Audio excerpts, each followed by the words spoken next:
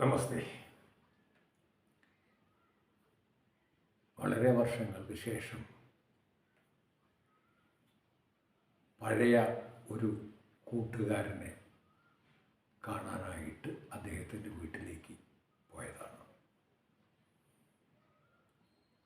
അദ്ദേഹത്തിൻ്റെ വീട്ടിലേക്ക് ചെല്ലുമ്പം കാണുന്നത് അദ്ദേഹത്തിനിപ്പോൾ ഒരു 85 വയസ്സുണ്ടാവും. അദ്ദേഹത്തിൻ്റെ ഭാര്യയ്ക്ക് 80 വയസ്സും. ആ വീട്ടിലേക്ക് അങ്ങ് കയറി ചെല്ലുമ്പം കാണുന്നത് മുറ്റത്ത് നിന്ന് ഒരു മരബെഞ്ച് ഇവർ രണ്ടുപേരും കൂടെ പിടിച്ചകത്തേക്ക് കൊണ്ടുപോകുന്നതാണ്. വളരെ പ്രയാസപ്പെട്ടാണ്, കൂനിയായിട്ടാണ് ആ സ്ത്രീ നിൽക്കുന്നത്. 80 വയസ്സില്ലേ, 80ഉം 85ഉം വയസ്സുള്ള ഇവർ ഒരു ബെഞ്ച് രണ്ട് തലയ്ക്ക് പിടിച്ചിട്ട് വളരെ പ്രയാസപ്പെട്ട അകത്തേക്ക് കയറ്റി വയ്ക്കുന്നു. അത് കണ്ടപ്പോൾ ഒരു വല്ലാത്ത പ്രയാസം തോന്നി. 4 മക്കളുണ്ട്. 4 മക്കളും കല്യാണം കഴിച്ച് മരുമക്കളും വേറെ കുട്ടികളും ഒക്കെ ഉണ്ട്. ആ പറമ്പിൽ തന്നെ ഒരു മകൻ ഈ വീട്ടിലും മറ്റ് 3 മക്കൾ 3 വീട് വെച്ചിട്ട് അവിടെയുണ്ട്. അങ്ങനെയാണ് അവരുടെ വീട്. ആ വീട്ടിൽ ഇളയ മകനാണ് താമസിക്കുന്നത്. ഇളയ മകൻ അവിടെ മുറ്റത്ത് നിൽക്കുന്നു. ഇവരിത് കൊണ്ടുപോകുമ്പോൾ ആ മകൻ അത് നോക്കി നിൽക്കുക. പെട്ടെന്ന് ഒരു ദേഷ്യം മനസ്സിൽ തോന്നി. ഈ വൃദ്ധരായവരെ കൊണ്ട് ഇത് പിടിച്ച് ചെയ്യിപ്പിക്കണം. അങ്ങോട്ട് കയറി അവിടെ കയറ്റി ബെഞ്ച് അവിടെ വെച്ചിട്ട് ഒരു എന്താ വന്ന് കുറേ ആയല്ലോ കണ്ടിട്ട് എന്നല്ല കുശലങ്ങളൊക്കെ പറഞ്ഞ് പെയിൻ്റ് അടിക്കാർ ബെഞ്ചെടുത്ത് പുറത്തേക്ക് വെച്ചതാ. അവർ പെയിൻ്റ് അടിച്ചതാ. അപ്പോൾ ഉണങ്ങിയിട്ട് എടുത്ത് വെച്ചാൽ മതി എന്ന് പറഞ്ഞിട്ട് അവർ പോയി. ഞങ്ങൾ രണ്ടാളും കൂടെ കൊണ്ട് പിടിച്ച് കയറ്റിയിട്ടായിരുന്നു. നിങ്ങൾക്കിത് പിടിക്കാനൊക്കെ ആവുമോ? ഓ പിന്നെ ഇത് ഇളയ മകനാണ്, അറിയാലോ. അവൻ 1 കിലോ വെയിറ്റ് പോലും പൊക്കാൻ പാടില്ലെന്ന് ഡോക്ടർ പറഞ്ഞിരിക്കുക. രോഗമായിട്ട് കടയിൽ നിന്ന് 1 കിലോ പച്ചക്കറി പോലും വാങ്ങി തൂക്കി കൊണ്ടുവരരുത്. അവൻ്റെ ഭാര്യയ്ക്ക് നടുവേദനയേറ്റ് കിടക്കുകയാണ്. ഇതാണ് ആ വീട്ടിലെ അവസ്ഥ. മറ്റ് 3 മക്കൾ അവിടെ 3 വീട് വെച്ചിട്ടുണ്ട്. 3 മക്കളും രോഗികളാണ്. മുട്ടുവേദന, പുറം വേദന, ഇടുപ്പ് വേദന, ഭാര്യമാരും രോഗികൾ. ഒരാൾക്കും ഒരു വെയിറ്റ് എടുക്കാനോ ഒന്ന് കുനിയാനോ പാടില്ല. ഇതാണ് ഇന്ന് നമ്മുടെ കേരളത്തിൻ്റെ അവസ്ഥ.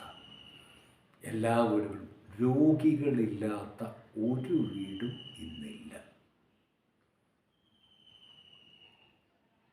പണ്ട് ഗ്രാമങ്ങളിൽ ഒരു മെഡിക്കൽ ഷാപ്പ് പോലും ഉണ്ടായിരുന്നില്ല. എവിടെയെങ്കിലും ഒരു മെഡിക്കൽ ഷാപ്പ് ഉണ്ടായെങ്കിലായി, അത്രയേ ഉള്ളൂ. അവിടെ അതിന് 1-2 മരുന്നേ ഉണ്ടാവുകയുള്ളൂ. കൂടിപ്പോയാൽ ഒരു അനാസിൻ. ആ അനാസിനാണെങ്കിൽ സകല സ്റ്റേഷനറിക്കടയിലും അന്ന് കിട്ടുകയായിരുന്നു. ഇന്ന് എല്ലാ വീടും മെഡിക്കൽ ഷാപ്പുകളാണ്. ഓരോ വീട്ടിലും മെഡിക്കൽ ഷാപ്പിൽ മരുന്ന് കണക്കെ അലമാരയിൽ സൂക്ഷിച്ചു വെച്ചിരിക്കുന്നു. ഓരോരുത്തർക്കും വേറെ പേരെഴുതി വെച്ചിരിക്കുന്നു. രാവിലെ ഇത്ര എണ്ണം കഴിക്കണം, ഉച്ചയ്ക്ക് ഇത്ര എണ്ണം കഴിക്കണം, രാത്രി ഇത്ര എണ്ണം കഴിക്കണം. എല്ലാം രോഗികളില്ലാത്ത ഒരു വീടും ഇന്നില്ല. എല്ലാം നിത്യരോഗികൾ. എങ്ങനെ ഇത് സംഭവിച്ചു? നമ്മുടെ ആഹാര രീതിയല്ലേ ഈ രോഗങ്ങളൊക്കെ ഉണ്ടാക്കിയത്. നമ്മൾ ഭക്ഷണം കഴിക്കുന്നത് മാത്രമേ ഉള്ളൂ. വിശ്രമം, വസ്ത്രം, ഭക്ഷണം, വിശ്രമം, ഉറക്കം, ഇതേ ഉള്ളൂ. കഠിനാധ്വാനമില്ല. ഈ 80ഉം 85ഉം വയസ്സായിട്ടുള്ള ഈ എൻ്റെ സുഹൃത്തും ജീവിതത്തിൽ ഇന്ന് വരെ ഒരു മരുന്ന് പോലും കഴിച്ചിട്ടില്ല. ഭാര്യയും ഭർത്താവും അവരുടെ ആഹാര രീതിയാണ്. ഈ മക്കളൊക്കെ ഓർഡർ ചെയ്ത ആഹാരം വരുത്തിച്ച് കഴിക്കുമ്പോൾ ഇവരത് കഴിക്കാറില്ല. അവരവിടെ ഉണ്ടാക്കിയ കഞ്ഞിയും പയറും മാത്രമേ കഴിക്കൂ. അതും നല്ലതുപോലെ കഴുകി വൃത്തിയാക്കി എടുത്തിട്ട്. അതിൻ്റെ ആരോഗ്യം അവർക്കുണ്ട്. ഇന്നും ജോലി ചെയ്യുന്നു. ആ 85-ാമത്തെ വയസ്സിലും ഈ മരബെഞ്ച് പിടിച്ചങ്ങോട്ട് കൊണ്ടുവെക്കണമെങ്കിൽ എത്ര ആരോഗ്യം ഉണ്ടാവണം. ഈ 30, 35, 40, 45 വയസ്സുള്ള മക്കൾക്ക് ഇത് പൊക്കാൻ പറ്റുന്നില്ല. ആരോഗ്യത്തെ സൂക്ഷിക്കണം. അതിന് ശുദ്ധമായ ഭക്ഷണ രീതി ഉണ്ടാക്കണം.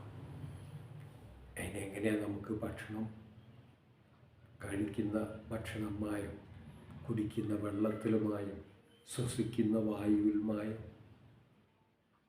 നടക്കുന്ന ഭൂമി വരെ മലിനമാണ്. പിന്നെ എങ്ങനെയാണ് നമ്മൾ നേരെയാവുക?